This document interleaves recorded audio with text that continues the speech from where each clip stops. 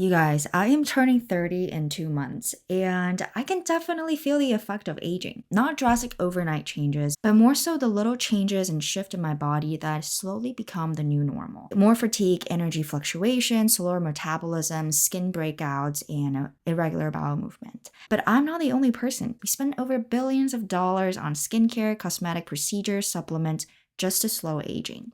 But when I look further ahead to people in their 80s or 90s, the geriatricians are asking more fundamental questions like, are you eating well? Are you pooping well? Are you sleeping well? And that's when I realized that as part of being aging, not just the external appearances is important, it's also really important to care from the within, and that is our gut health. And in today's video, I want to talk about the importance of gut health, the primary contributor to poor gut biome and constipation, the effect of aging and gender difference on gut biome, and most importantly, the 5 cornerstone habits that really helped improve my gut health over the last few months. So first of all, there are 6 types of constipations, and for today's purpose, I want to talk about the most common type, which is the functional chronic constipation. This is mainly driven by your behavior or diet choices. The core of what constipation is really is your stool getting stuck in your intestines, and your body just keeps on absorbing the toxin and the water in your system. And for reference, if you're pooping less than once every 3 days, you are probably considered constipated. And for irregular bowel movements, I would definitely look into your poop shape. So based on the Bristol chart, if you're falling outside of that 3 or 4 type, which is, having those hard and super lumpy poop, that will consider irregular. And if you also feel really backed up or incomplete evacuation of your stool, that's also another type of constipation. So what are the consequences of poor gut health? Well, the first one is your abdominal is going to feel the bloats and some pain.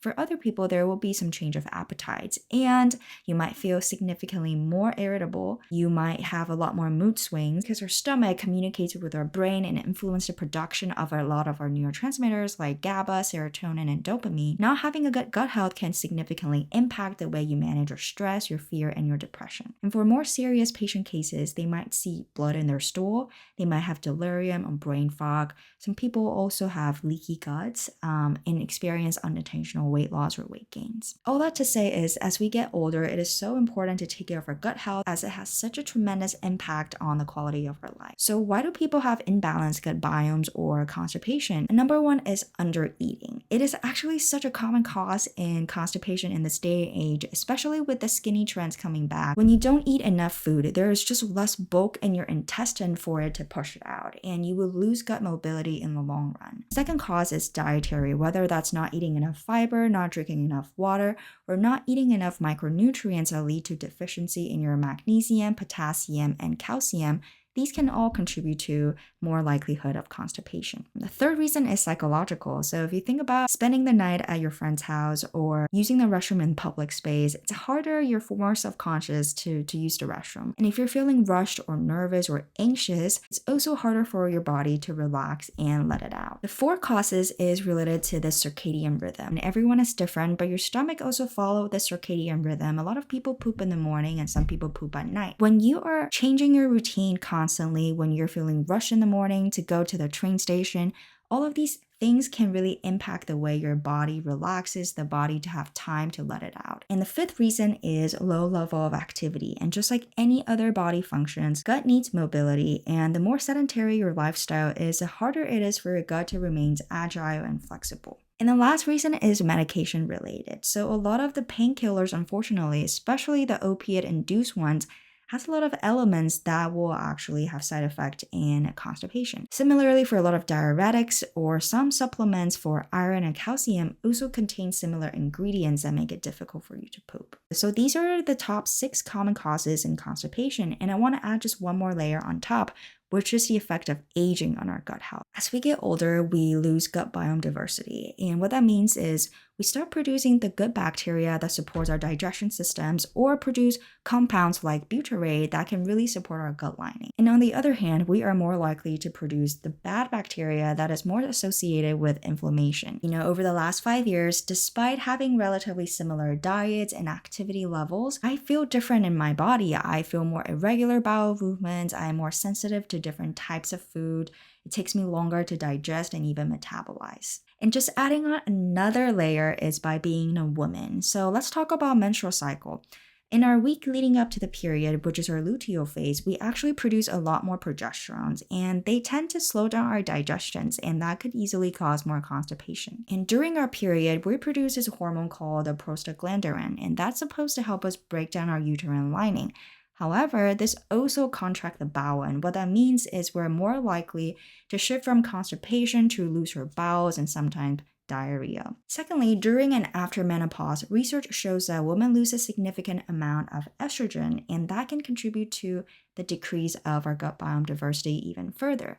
And as a result, we don't have enough good bacteria to help us digest. We lose our ability to manage our insulin sensitivity, and we can cause a lot more inflammation. All right, now on to the 5 cornerstone habits that really helped improve my bowel movement and my gut health overall over the last 6 months. Habit number 1 is eat foods that really fuel your microbiome. I think of microbiome as a temple. It is extremely sensitive, but extremely essential to every part of your body. Eat a diversity of plants and protein. And when I say plants, I mean everything from fruits, vegetables, seeds, spices, and beans. And think about coffee too, they're fermented beans, so that could consider one too. Research shows that when you're eating 30 plus different plants every week, that can really improve that gut biome diversity. Second one is related to fermentation. A lot of the fermented food like kefir, kombucha, sauerkraut, miso, these are really healthy for your gut and to make sure they have the right probiotics to reproduce and make sure that has that balanced microbiome ecosystem. Third area is maximize your polyphenol intake. When you think about polyphenol, just think about colorful food, and that can really help diversify that microbiome. And fiber, that is a very important one. I mean, the general benchmark is 35 grams a day, but when you first start out your gut journey, try to start with 5 grams a day, and then every week kind of increase that intake by 3 to 5 grams a day.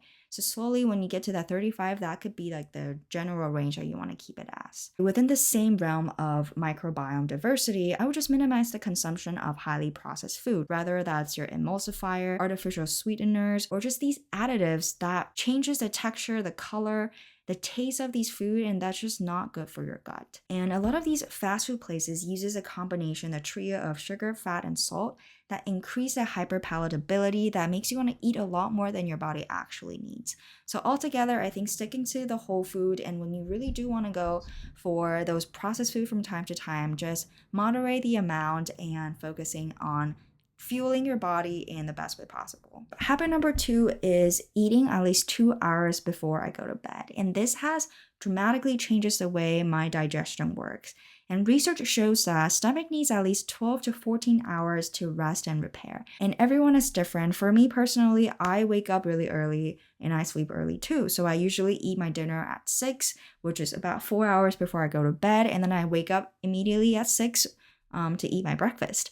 And that really works well for my digestions. But I also have friends who don't eat breakfast and they tend to eat a little bit later, and that also works. As long as we keep it to that 12 to 14 hours window, it generally works well. Habit number 3 is give yourself time to go to the restroom. I used to have really early 6 a.m. client calls, and I have to rush to the train station to commute to the office. And I hated it, and it had such a big negative impact on my day. So what I did differently is really block that time, whether that's waking up early or push back on the client calls, or just setting that set time for me, at least 30 minutes to 40 minutes, to not feel stressed, not feel rushed, and really making sure that I'm respecting my body's circadian rhythm to allow myself that time and space to just relax my nerve system and then use the restroom. And with that consistency, it usually helps solve a lot of my gut issue problems. Number 4 is something I wish I told my younger self, which is eat enough high quality food. I used to undereat a lot, and I used to not be able to go to bed immediately because I would have brain fog. I would think a lot about food, or I would wake up in the middle of the night or wake up starving in the morning. And it was such a tiring way of living. So what I would do is really let go of the mentality of the diet. How do I fuel my microbiome diversity? Eating really good food that makes me feel good and making sure I'm eating enough. If I have already lost a lot of the hunger cues that was initially there but kind of got changed, is I would start with a calorie calculator. Just calculating, what is your resting metabolic rate and what is the normal benchmark of people like your size, your muscles, of how much you can eat. Monitor your hunger level and slowly build your metabolism back. And never let yourself go into bed hungry, because wellness and health and the long-term longevity of your gut health is so much more important than being able to fit into one certain pant size. And the last habit is having a dinner walk. That can range from a 30-minute stroll to an hour just listening to podcasts and music. This really helps with gut mobility, as I mentioned before, and digestions. Research shows that if you do 3 times of exercise a week and every time 30 minutes, it can really change the way your body functions, and it doesn't have to be significantly intense, but I think just keeping your body agile and moving can make a huge difference on your gut health and just overall wellness. So yeah, this is my take on the gut health and the importance of taking care of our gut as we get older. And I would love to hear from you, understand, what worked for you, what didn't. And with that, I will talk to you in the next video.